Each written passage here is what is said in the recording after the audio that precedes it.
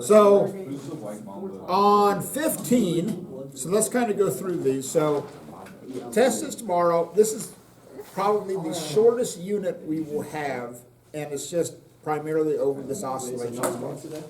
But I didn't want to stretch it and throw in sound and light and everything else, so that's why we're just going to kind of have this test over chapter 14. And yes, Pop, it will still probably take you 2 hours to do. So No, more like 3 hours, probably. no, not on this one. If this test takes you 3 hours, 4:30. huh? I was there till 4:30 for that one test. Oh, I was here too. You make it sound like I wasn't here. It's a okay? long test.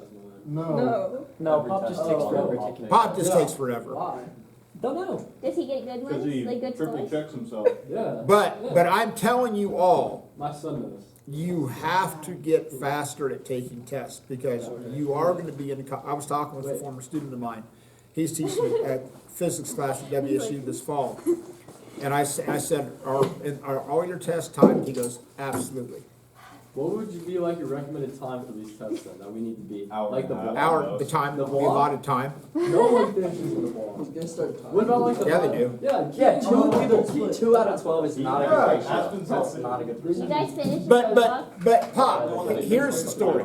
Okay, let me explain the rationale why they give time Do I tests. usually finish? And I think so. to a certain extent, it's true. Like, if you know the material, boom, you. Yeah, but you. Pop, I'm telling you, I'm explaining the rationale. Okay, I'm explaining the rationale. Why they give absolute time limits on tests. Oh, Yeah. So the thought process is. can you grab that? Okay, it's not my thought process, but this is the rationale for time tests. You have It's like if you really know it, Well, you can. you can just whip through these problems, boom, boom, boom, boom, boom. And if you don't know it, then you're going to sit there, you're going to struggle, and you're going to take forever, and you're going to try to work this thing 5 different ways, and then you might stumble upon the right way to work it. So, pop, okay? I'm just telling you, that's the rationale. So that's why they put time, because the thought is if you know the material, No, it makes sense. you'll get done in that allotted time. But if you don't, then no amount of time we're going to give you is going to make any difference anyway. So that's why they have time tests. I don't know. And now I know some of you know the material, like you, but it just takes you forever to do the test. Exactly. So that's why you give us some leniency. Yes, that's why I do. Okay? Just a little bit. Yeah. No, I give you a lot of It's like a few leniency, hours Bob. if we miss it. I give you a lot of leniency. Wait, what time does this block start?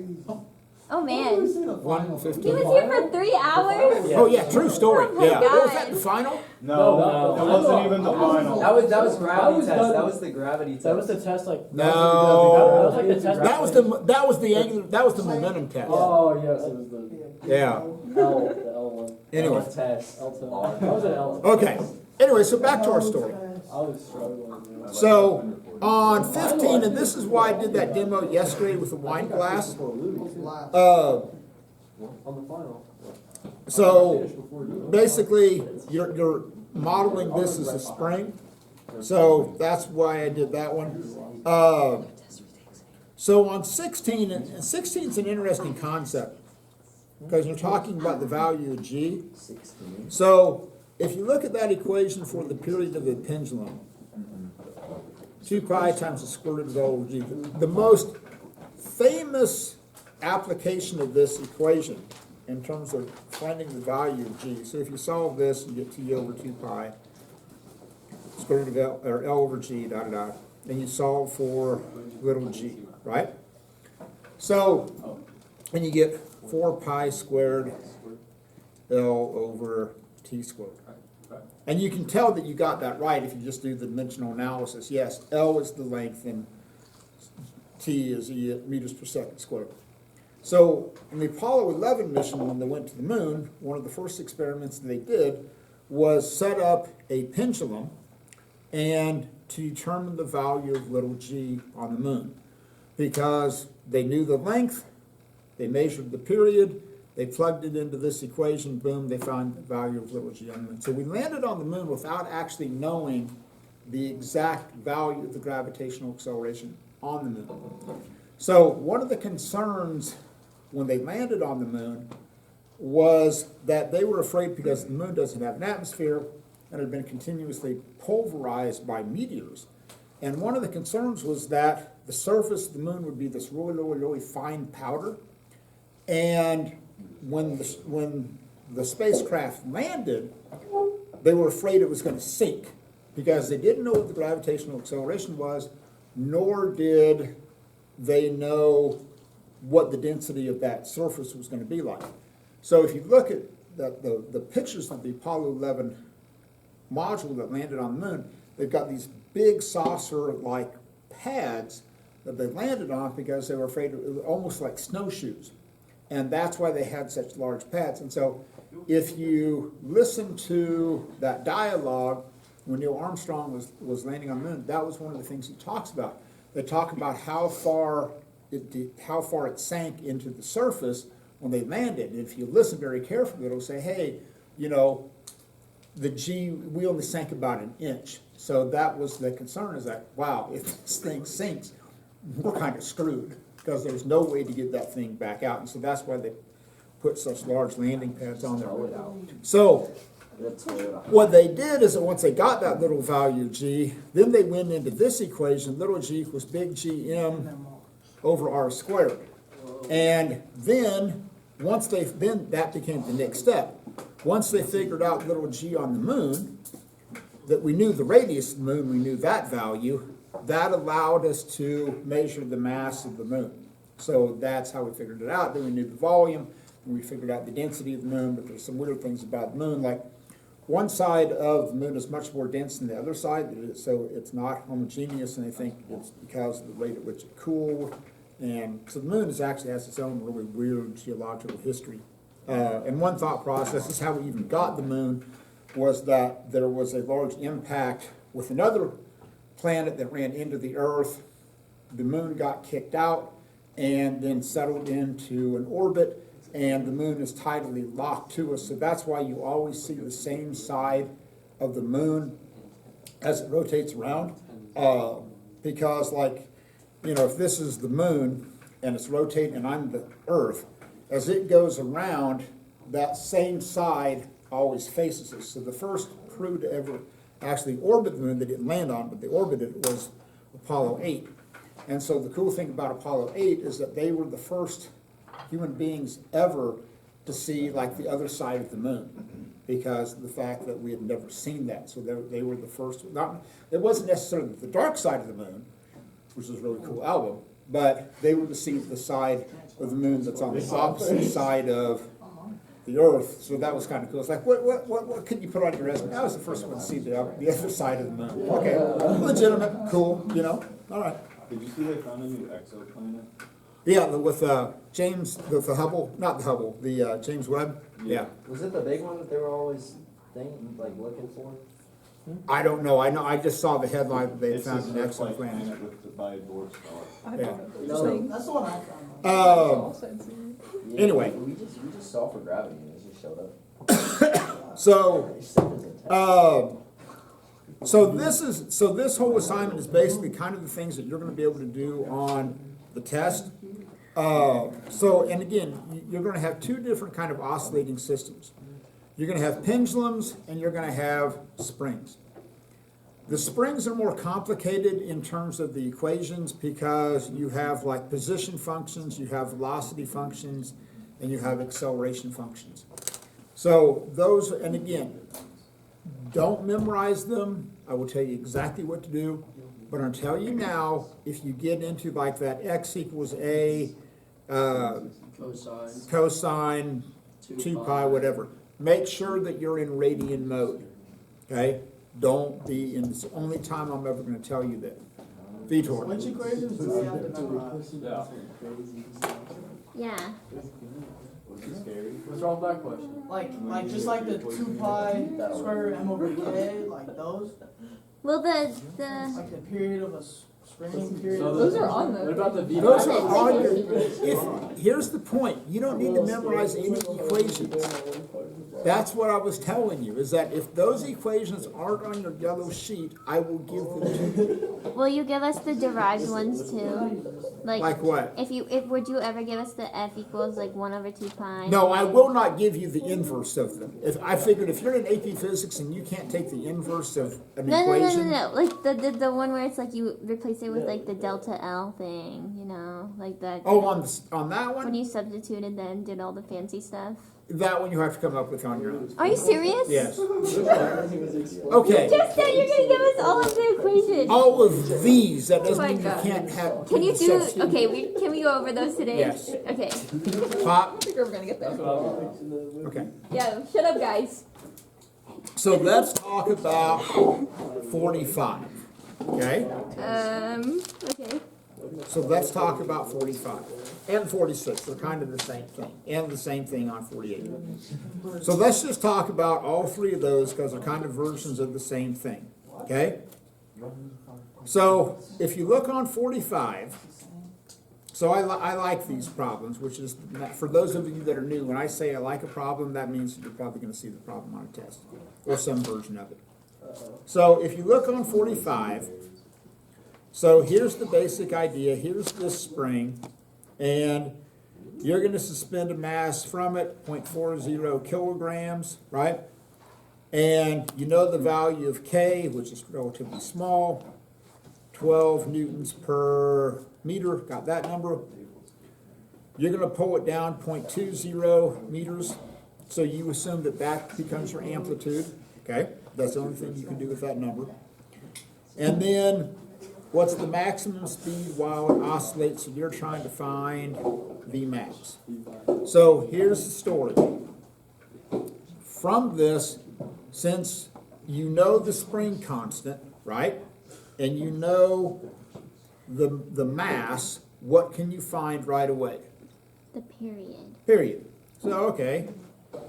Period equals 2 pi times the square root of m over k. Okay? Start with that idea. So if you do that right, you'll see the period is a little over 1 second. Okay? So that's one of the things you've got to be able to do. It's pretty simple. Generally, if you screw this up, you forget to take the square root of that value. Okay? There you go. Then once you get that Vmax, and there's different ways that you can calculate Vmax. Okay? Here's the simplest. Square root of k over m times a.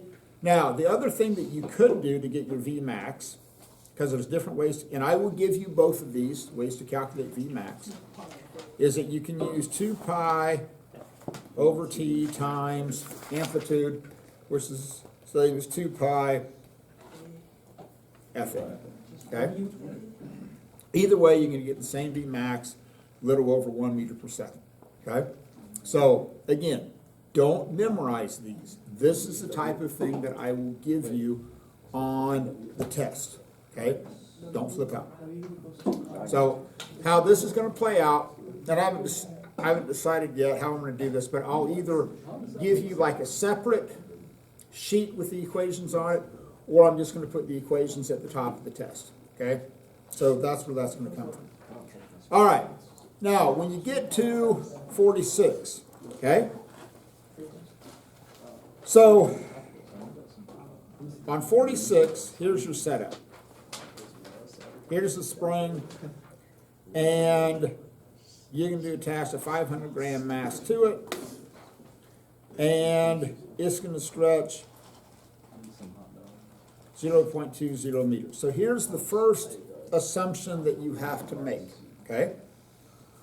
You're assuming that this spring follows what's known as Hooke's law.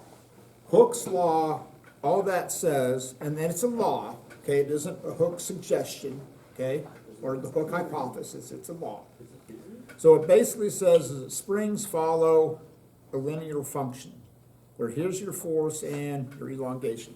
You didn't have to draw the graph, but here's the deeper understanding of what's happening on 46. You're assuming that that graph is starting at 0, 0, because with no force you have no elongation. You're assuming that that other point is 0.20. Whoa, come back here. We're back. And you know that force is 4.9 newtons, and you're assuming that this is just a straight linear function, okay? That's Hooke's law.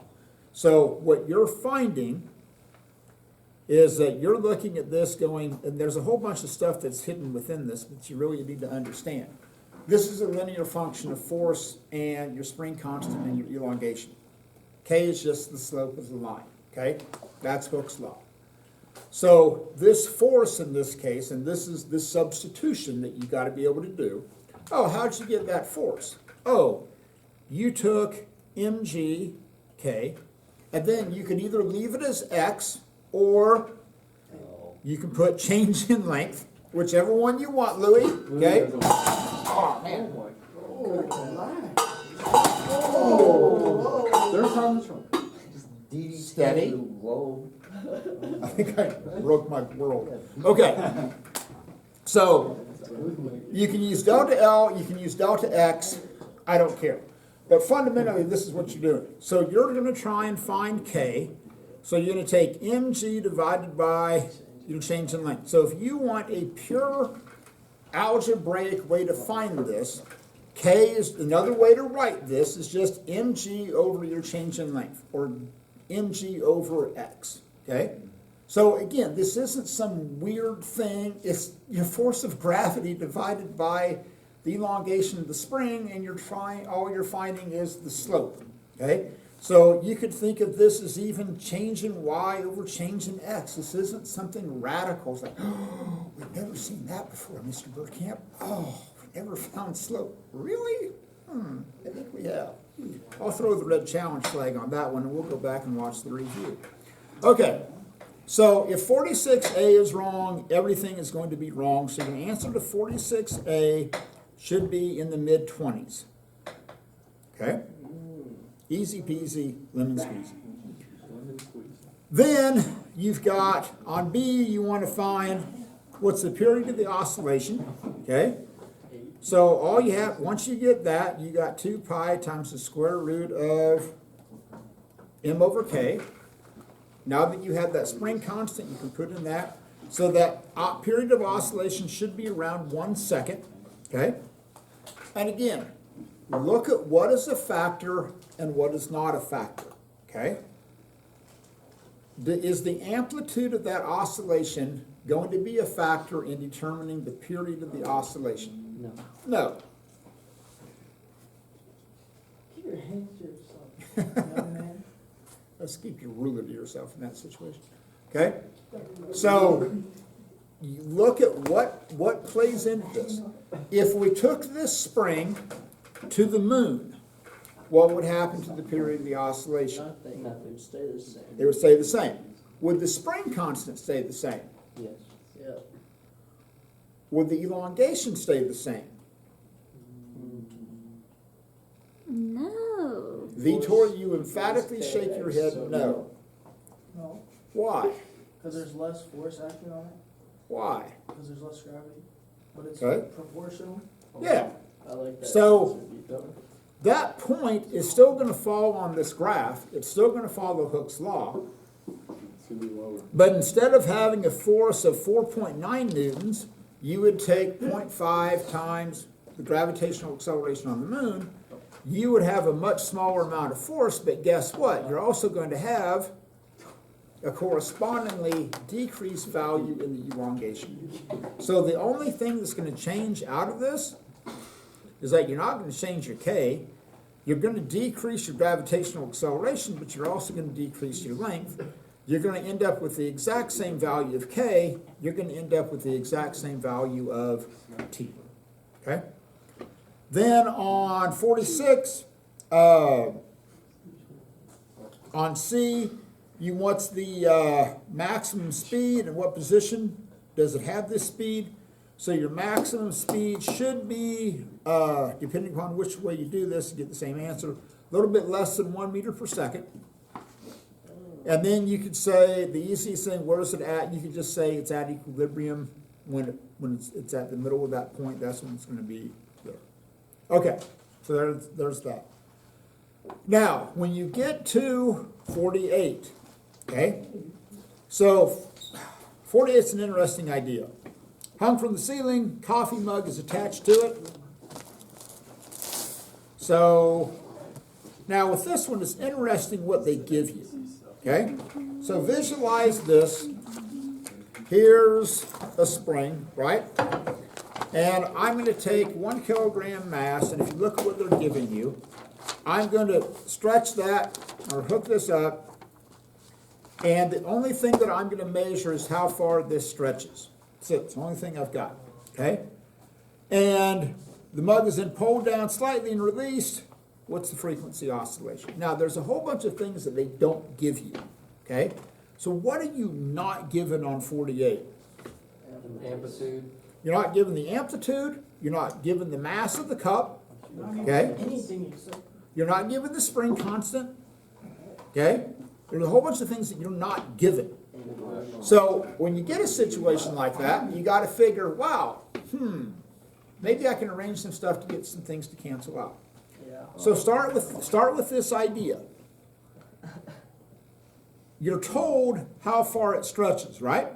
Okay? So that's going to be your X or delta L, whatever you want to find. So you go, oh, let's start with this. Force equals Kx. My force is going to be mg, okay? Which you don't, and you're flipping out going, we don't know what mass is. You're right, you don't. Okay? And then you have Kx. But you know what x is, okay? So that's going to be a key thing. You know what x is. So then you go, okay, I can solve this for mass and get k times x over g. Well, that's kind of cool, right? Because you know what this is, you know what x is, and you know what g is. Oh, okay. So then you can go, all right, frequency equals 1 over 2 pi times the square root of k over m. True? Good with that. So now we know what mass is, but we've expressed it in terms of k. So then we can do 1 over 2 pi, k, and then kx over g. Right? So then what's going to happen to your k's? Cancel. They cancel. Why?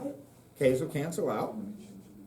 Vitor. Why didn't you just Use do pendulum. g over x equals k over m, and then like because you have mg Yeah, equals kx, yeah. and then you Oh, I see what you're saying, Vitor. and then you put m on the other side and g on that side, and then now you Yeah. have km, and then you can just put that in the square root. Yeah, I like that. Like so, Oh, yeah. So you have mg and kx. Yeah. So you divide by the m. So Divide you- by the m. K over m. And then equals- divide- So you by get A. g equals It does the kx same over. thing, Vitor. No, but then you put the m G on- over x equals k over It's m. g over Yeah. x equals k over m, so you can just plug the g over x into there. Oh, okay. It's I the see where same you're going thing, with that. You just don't Yeah. cancel Vitor. So why are you asking these questions? Why are you asking silly questions? My bad. No, it's valid. You silly boy. Because he's trying to help Gavin go faster on the test. So here's the point. So when you get done, you get g over x or delta L. Don't forget the 1 over 2 pi. Now, if this works, what unit should you end up in? 1 over second. 1 over seconds because it's frequency, right? So you get meters per second squared divided by meters. Meters cancel out. You get the square root of 1 over second squared. You get, which is what frequency is measured in. Okay? So there you go. So that's a cool deal. So anyway, so that answer to 48 would make a kind of respectable GPA. That's what you're saying. I know people in the group. Your answer to 44, where it asks for the spring constant, that should be an ish around your age. Is that a big answer? It's a big ish. Okay? That's a big ish. 44? Huh? On 44 you said? 44A, yeah. Okay. 44A.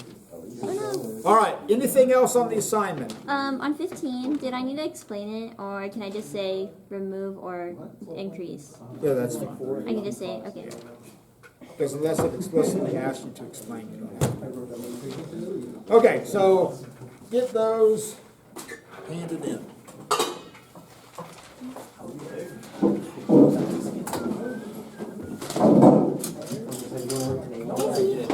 Wow.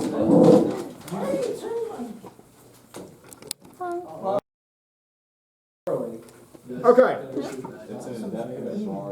So let's say, and so this is kind of the big idea of what you'll be able to work through tomorrow.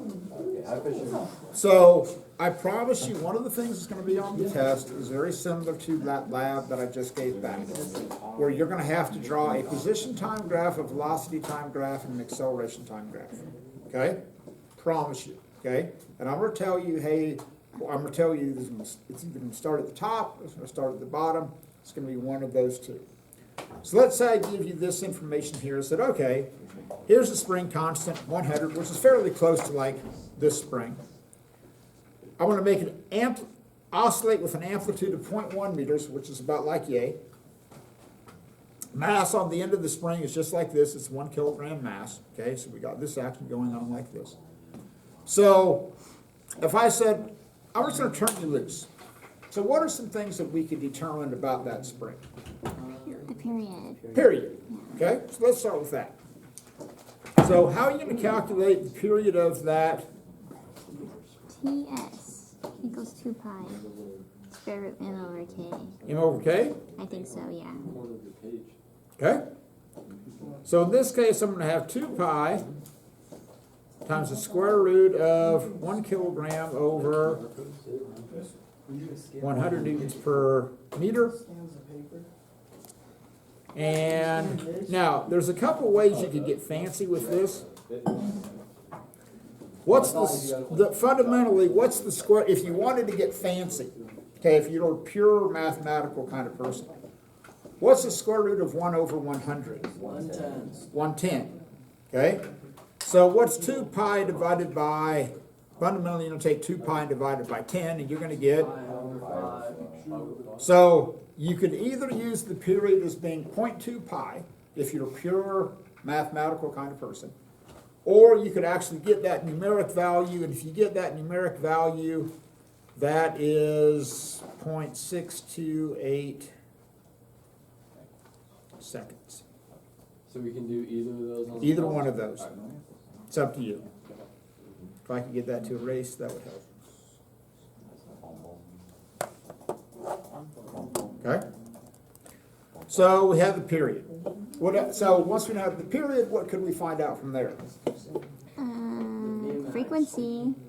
Well, that Well, would be, the frequency and we can figure out the frequency, right? and then so- the Vmax. Then we can, so if we want the frequency, right? Frequency is the inverse of that. So you can go the inverse of 0.2 pi, or if you do that, then what do you get? 1.595. 1.59? 1 over seconds. Okay? Cool with that. All right? So now we have the period and we have the frequency. Remember, those are inverses of each other. One goes up, the other one goes down. So what else could we find? Vmax. We could find Vmax, right? So what's one way we could find Vmax? Is it 2 pi? 2 pi FA? FA, Yeah. Or 2 pi over t times or 2 pi over T times A, Can't you do the, what's the other one? A square root m over k.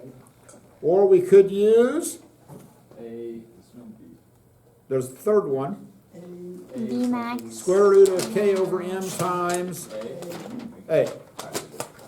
So in theory, all of these should produce the same answer. What's common to all of them? They all have A, amplitude. They're all dependent upon the amplitude. And on all of these, if I double the amplitude, what's going to happen to my Vmax? It's gonna double. Okay, so no matter how I calculate V max, it's dependent upon the amplitude, okay? If I triple the amplitude, V max triples, because it's just a straight linear relationship between these two. Okay, so which one do you want to use? 2 pi. The first one. Which one? 2 pi FA. 2 pi FA. See. See, 2 pi FA?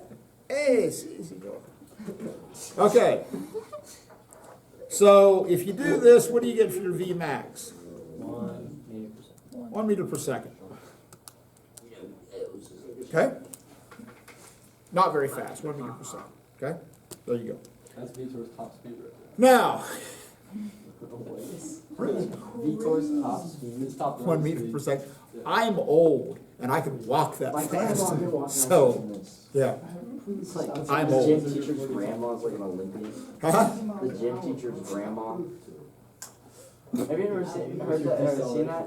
No. Where like the gym teacher's always like, my grandma can walk faster than this. And you're like sprinting. It's fine. It was actually funny. Sympathy lab. Okay, Sympathy lab. I'll take all the sympathy. It was a good try. labs, like, V max. I got you. yeah. Okay, so now that we have our V max, and no matter how you calculate this, you're still gonna end up at 1 meter per second. I can't have one set of equations producing V max or something else. So now that I have my V max, what could I do? Energy. Kinetic energy. Find my kinetic energy. Max total energy. 1/2 mv squared. Now, when I use, what's the only time I can use 1/2 mv max squared? Physically, where is the spring at that point? Equilibrium. At equilibrium, right? Because if it's above or below that equilibrium, what is it doing? Slowing down. It's accelerating, okay?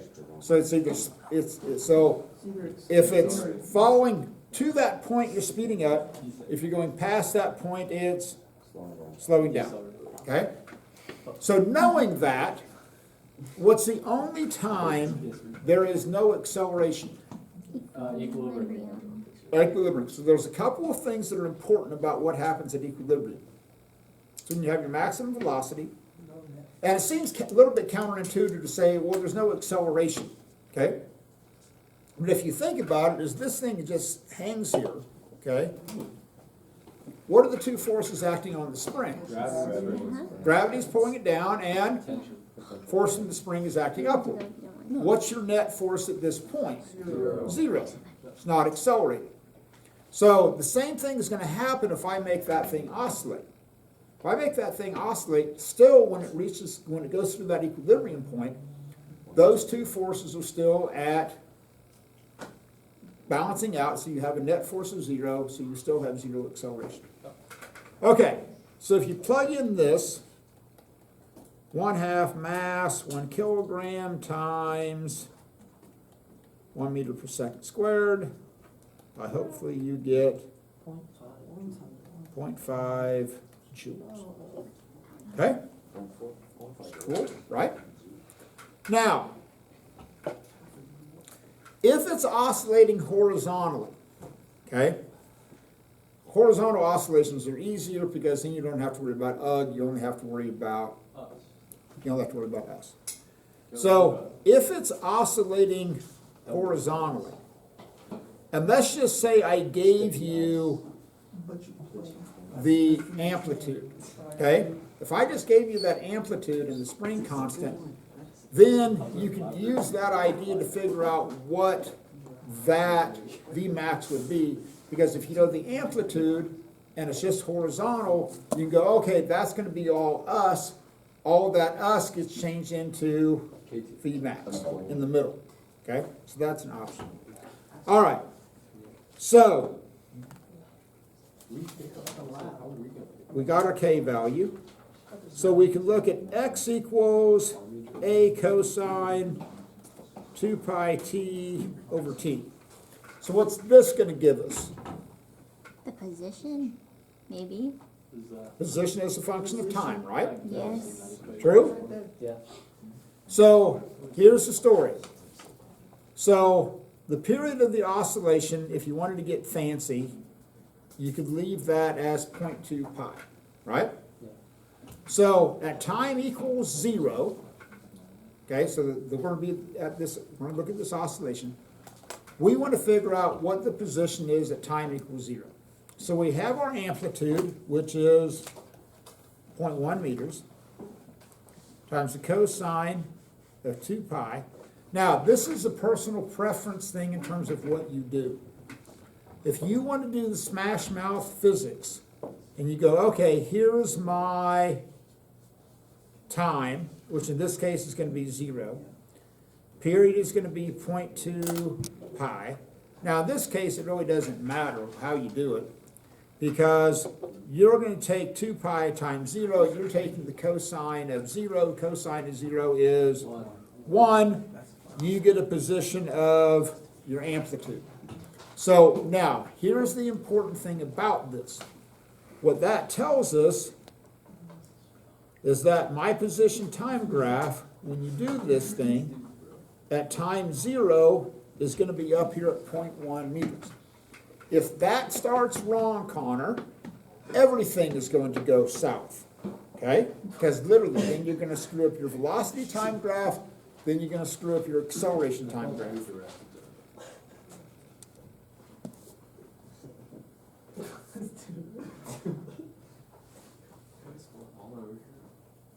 Do we have it together, Connor? Yeah. Do we have Almost. issues on? Almost? Breathe in. I'm good. We're straight now, we're straight now. That's a good picture. Dudes are drawing. Who's these dudes? What are you? Yeah, it was one. You dude. know why I don't I'm gonna teach put an freshmen? end to this. You know why I don't teach I'm gonna freshmen? put an end to this. Way to act like a Put senior. an end to this First absolute fit. He's not even a He's senior. a junior. He's confident. Well, I said acting like it. Yeah, okay.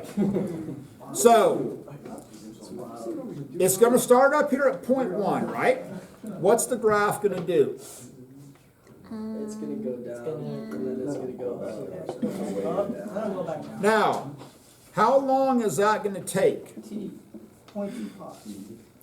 Which is gonna be 0.2 pi, or whatever that was, 0.628, or you could just call it t. So, if this is t, how long is that gonna take? 1/2 T. T over 2. So then here, this is gonna be, T is over quattro. and then that's gonna be Trace T. tray t Over quattro. over quattro, C. FA. FA. Okay? So 3t over 4. You gotta be able to know this cold. So what you should be able to realize is like, okay, if I take t over 4 as my value of time, that becomes t over 4. Now this is where if you want to get fancy, that divides by t. Then if you don't want to do the smash mouth physics, that becomes 2 pi over 4, which becomes, Pi over 2. so then you're taking the cosine of pi over 2, which gets you 0. 0, which is why it's going through the equilibrium point there. Okay? Now, if you plug in t over 2, what are you going to get? Negative. Yeah, you're going to get the negative amplitude. Okay? Because then you're going to be down there at -1. C. Cool with that? C. Groovy. Okay. Now, what's our velocity time graph going to look like? It's going to start at 0. Now, you're trying to figure out which direction it's going to go. Down or up? Down, Why? because you're dropping it. And we're defining down as being a... Negative value. Now, here's the other way to look at this. What does the slopes of your position time graph give you? Points on the velocity. Your instantaneous velocity. So, at time 0, if you were to draw that horizontal line, tangent line is going to be 0, that's going to start at 0. So the question is at which direction is this going to move? Well, if you come in here and you start drawing those tangent lines, your tangent line is going to have a negative value. Now, we calculated V max. What did we get for our V max? 1 meter per second. So this is gonna be -1, +1, right? So that's gonna go something like this, right? Yeah. So here's the question. At this point right there, where is the spring? Equilibrium. Is it T over 2 Oh, yeah. or T over 4? T over 4. T over 4. T over T 4. over 4. Why T over 4? Because that's the equilibrium. That's the velocity method. Yeah, because if you look at your position time graph, at T over 2, that's when that line is that's when that line is the steepest, okay? Is that for me to say? That's when you have your steepest tangent line, because once you get past that point, what's that graph going to start to do? It's going to curve, and those tangent lines can become more shallow because then it's going to start slowing down.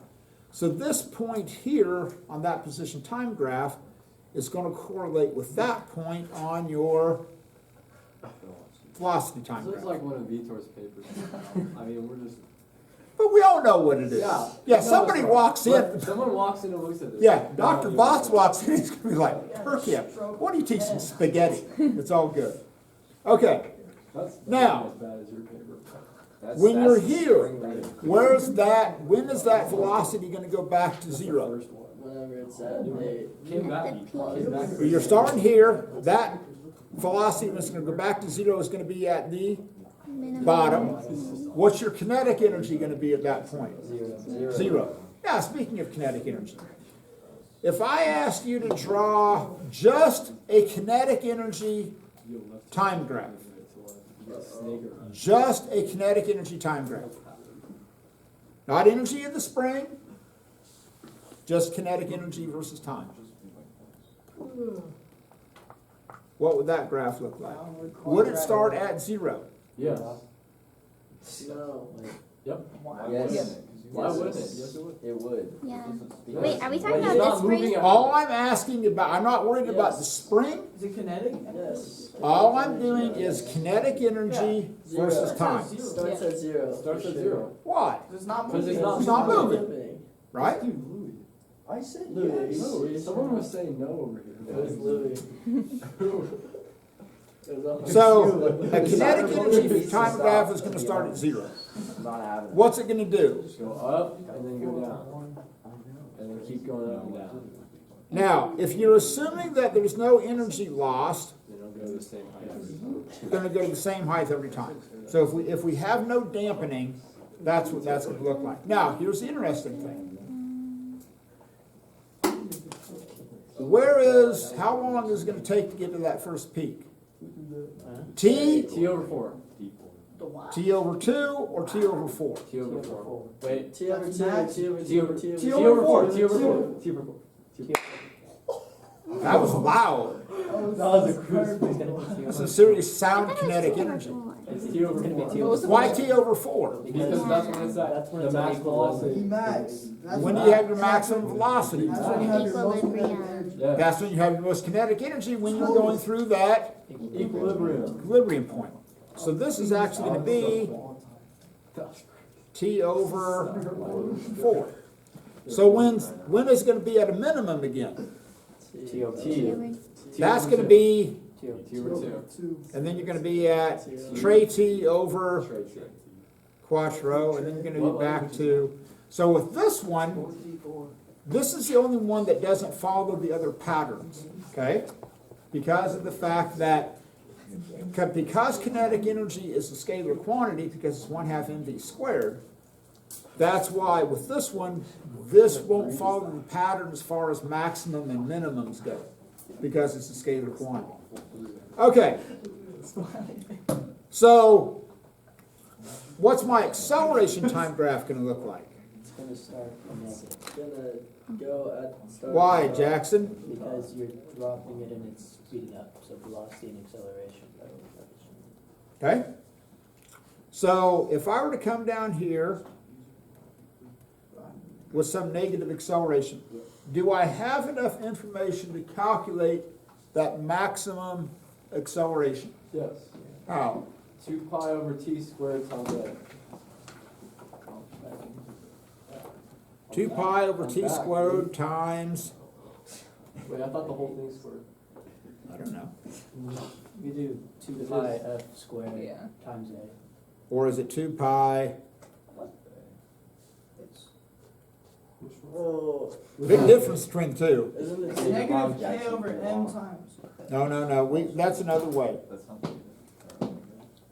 What? I thought it was 2 pi over t in Wait, wait, wait, parentheses. It's 2 pi f squared, and the whole thing is squared. Yeah, it's 2 pi over Times t A. in parentheses squared.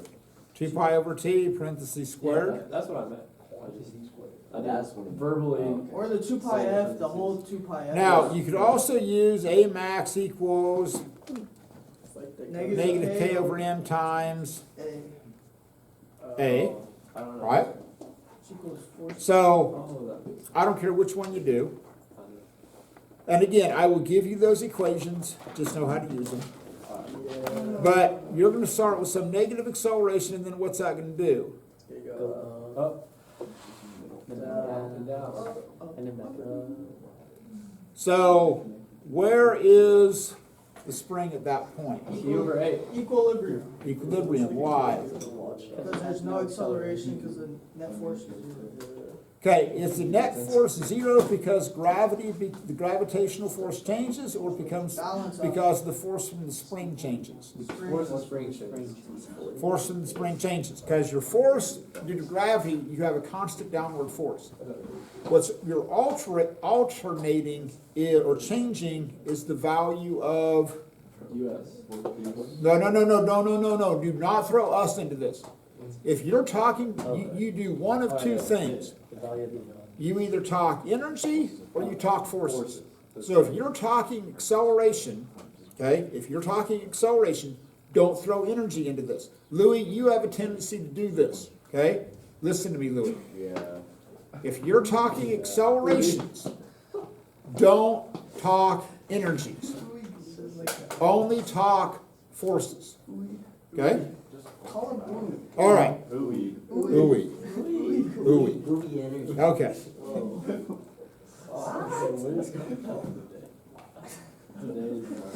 Today's a. Disagreement. This what I mean, this would.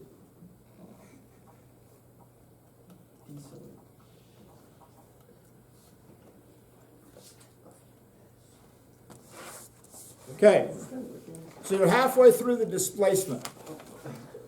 Find the percentage that's U and the percentage that's K. Go. Wait, what are we supposed to do? What? If you do, Find A and Find K. percent USA. Okay. So the displacement is half, Asking can I- okay? So the displacement is a half. I want you to find at half, so if this is the displacement of 0.1. When it's halfway through that amplitude, Find the U and the K. find the percentage of energy that's potential and the percentage of energy that's kinetic. 3/4, 1/4. Oh yeah, 3/4, 1/4. Because it's like the A squared. I guess if Yeah. it's U and K, it's 1/4, 3/4. I'm just telling you, just don't have, because I promise you on the test, I'm not gonna pick something 1/2. Figure out the process. How do you do it? You do it. This is